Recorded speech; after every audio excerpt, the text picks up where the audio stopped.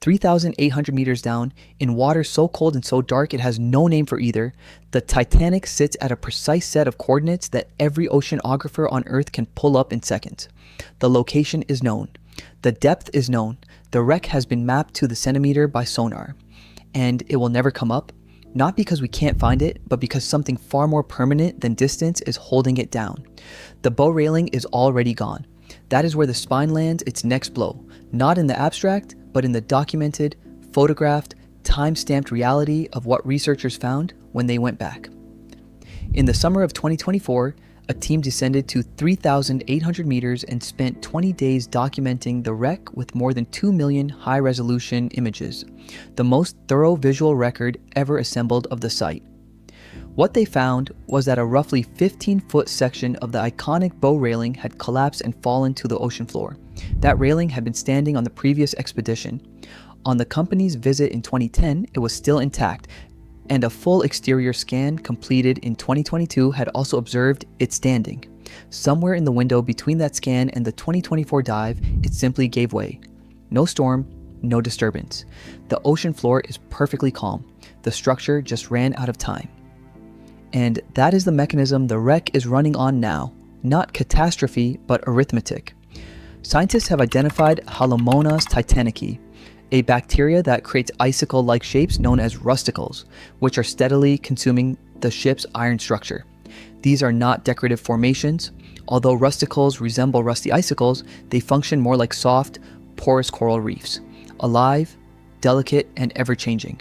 They grow in cycles of building, collapsing, and rebuilding, packed with minerals, sediment, and at least 27 different types of bacteria. With each cycle, they turn solid iron into powder. The hull is not corroding the way a car rusts in a driveway. It is being eaten from the inside out, converted from structural steel into fine particulate that drifts away on deep currents and disappears. One leading researcher noted that in 1995, he predicted the Titanic had another 30 years, but that the deterioration is moving much faster than that now, and that eventually there will be nothing left but a rust stain. Combined with currents and corrosion, the wreck is expected to leave little recognizable structure within 20 to 30 years. That window opens in the mid-2040s at the optimistic end. The ship is not waiting to be rescued. It is dissolving on a schedule. Now here is where the spine tightens. Because even if you could freeze that biological clock today, even if you could somehow neutralize every colony of Halomonas titanicae on the hull, the engineering problem that remains is not a question of resources or ambition. It is a question of physics, and physics does not negotiate. The Titanic has spent 114 years equilibrating to the pressure at 3,800 meters. At that depth, the surrounding water presses down at roughly 6,000 pounds per square inch.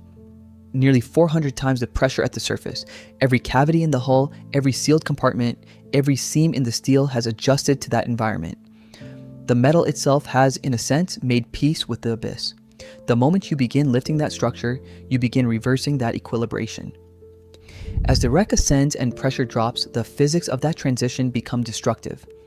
Engineers who have studied the problem describe it not as a crane challenge, but as a decompression catastrophe, the structural equivalent of pulling the pin on a grenade that has been armed for over a century. The object would not survive the journey. The clearest parallel in maritime history is the Vasa, a Swedish warship raised from the floor. That bow railing collapsed on its own. No storm, no disturbance, just time running out. Do you think the Titanic should be preserved somehow, or is it already too late? Drop your answer in the comments below. Because the biology is only half the barrier, the physics of bringing it up is an entirely different kind of impossible. But the physics, the decompression catastrophe, the biological clock, the structural arithmetic was never the final answer. It was only the first wall, because even if engineers somehow solved every one of those problems, they would walk directly into a second wall that is not made of pressure or bacteria. It is made of law, and it was built on purpose. The wreck sits at the coordinates 41 degrees, 43 minutes, 57 seconds north, and that address is now one of the most litigated pieces of geography on the planet. The United States, the United Kingdom, France, and Canada signed an international agreement specifically to govern what can and cannot be done to the Titanic.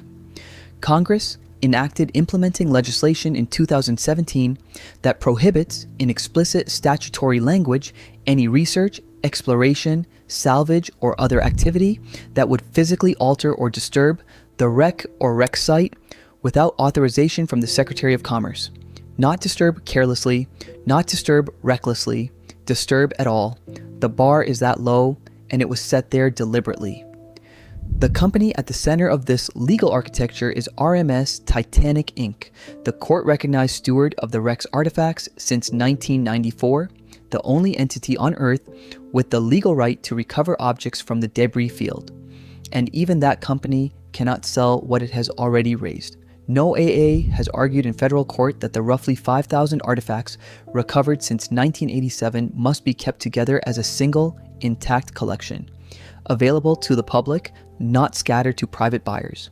In August of 2026, the U.S. District Court for the Eastern District of Virginia was still actively reviewing RMS Titanic Inc.'s proposal to auction off more than 100 individual items from that collection, with no AA fighting the plan on the grounds that it violates 3 decades of court-approved preservation obligations. The company cannot even sell a teacup without a federal judge's sign-off. The idea of raising the hull itself is not a legal gray area, it is simply outside the boundary of what the law permits anyone to attempt. And underneath the law is the reason the law exists. 1,517 people died on that ship. Their remains, or whatever the ocean has left of them after 114 years, are still down there. The wreck is not a heritage site in the abstract. It is a mass grave. And here is the precedent that matters. No nation has ever successfully raised a designated mass casualty site or war grave against the objection of victim families and international treaty. Not once. The political will to override that consensus has never materialized because the moral cost of doing so is visible and immediate. And the legal systems built around the Titanic were constructed precisely to make that cost explicit. The Ocean Gate Titan implosion in 2023 did not soften any of this. It hardened it. 5 people died attempting to reach the wreck in a tourist submersible. And the downstream effect on governments, insurers, and regulators was not a renewed push to access the site. It was a dramatically more restrictive posture toward deep-sea operations anywhere near it, and a reignited public debate about whether the Titanic should be treated as a destination at all, or whether it should be recognized formally and finally as a protected memorial. That debate has now effectively been answered. The legal architecture, the scientific reality of the wreck's dissolution, and the moral weight of what happened there are all pointing in the same direction. The Titanic will not be raised because the technology is impossible. And that argument, as the previous section showed, is already settled by physics. It will not be raised because the money isn't there. The money exists. It will not be raised because we can't find it. We have always known exactly where it is. It will remain on the ocean floor because the world looked at the question directly, built a legal and ethical framework around the answer, and has been defending that framework in federal court as recently as this month. The coordinates are 41 degrees, 43 minutes, 57 seconds north, 49 degrees, 56 minutes, 49 seconds west, 3,800 meters down. That is its permanent address. And the systems humans built, legal, scientific, ethical, are all in agreement. We know exactly where it is. We always will. And that knowledge, it turns out, is enough. Subscribe for more stories like this one and hit the like button and comment as it helps me out a lot. If you enjoyed this video, you'll enjoy this video about how ancient humans killed boredom. You should give it a watch.